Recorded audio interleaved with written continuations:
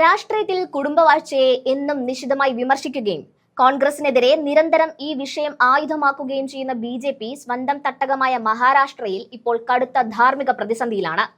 മഹാരാഷ്ട്രയിലെ ഭരണമുന്നണിയായ മഹായുതി സഖ്യം വരാനിരിക്കുന്ന തദ്ദേശ സ്വയംഭരണ തെരഞ്ഞെടുപ്പുകളിൽ പ്രമുഖ നേതാക്കളുടെ കുടുംബാംഗങ്ങൾക്ക് ടിക്കറ്റ് നൽകി മുന്നോട്ട് വന്നിരിക്കുകയാണ്.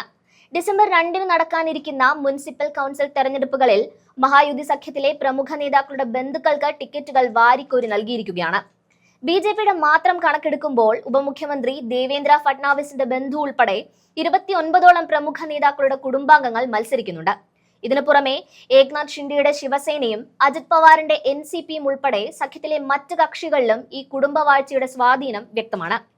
ബി.ജെ.പി. മന്ത്രിമാരായ ഗിരീഷ് മഹാജന്റെ ഭാര്യ, ജയകുമാർ റാവലിന്റെ അമ്മ തുടങ്ങി നിരവധി പ്രമുഖരുടെ അടുത്ത ബന്ധുക്കൾക്ക് ടിക്കറ്റ് ലഭിച്ചതോടെ ബി.ജെ.പിയുടെ കുടുംബവാഴ്ച വിരുദ്ധ നിലപാട് വെറും രാഷ്ട്രീയ നാടകം മാത്രമായിരുന്നു എന്ന് തെളിയുകയാണ്.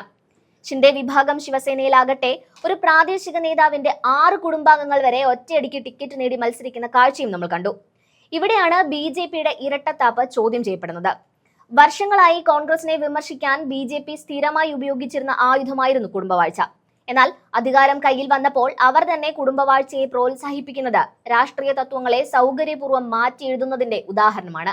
ബി.ജെ.പി. മുന്നോട്ട് വെക്കുന്ന ന്യായീകരണങ്ങൾ ഇതിലും വിചിത്രമാണ്.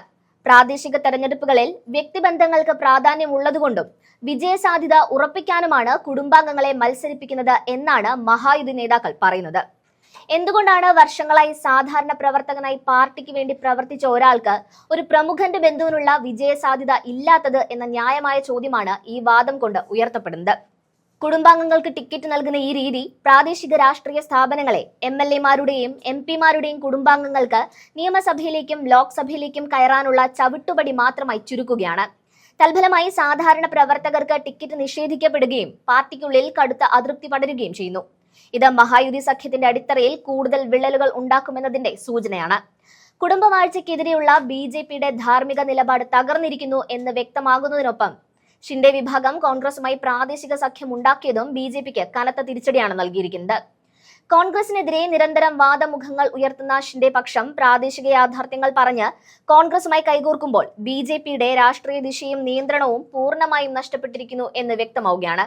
ചുരുക്കത്തിൽ കുടുംബവാഴ്ചയുടെയും അവസരവാദിത്വത്തിന്റെയും ഇരട്ട പ്രഹരമേറ്റ് ബി.ജെ.പിയുടെ ധാർമ്മിക നിലപാടുകൾ ചോദ്യം ചെയ്യപ്പെടുകയും സഖ്യം ശിഥിലമാവുകയും ചെയ്യുന്ന കാഴ്ചയാണ് മഹാരാഷ്ട്രയിൽ നാം കാണുന്നത്. രാഷ്ട്രീയ തത്വങ്ങളെ താൽക്കാലിക നേട്ടത്തിന് ബലി കഴിക്കുന്ന ഈ പ്രവണത ബി.ജെ.പിയുടെ ഭാവി രാഷ്ട്രീയ നീക്കങ്ങളിൽ വലിയ തിരിച്ചടിയാകുമെന്നതിൽ സംശയമില്ല.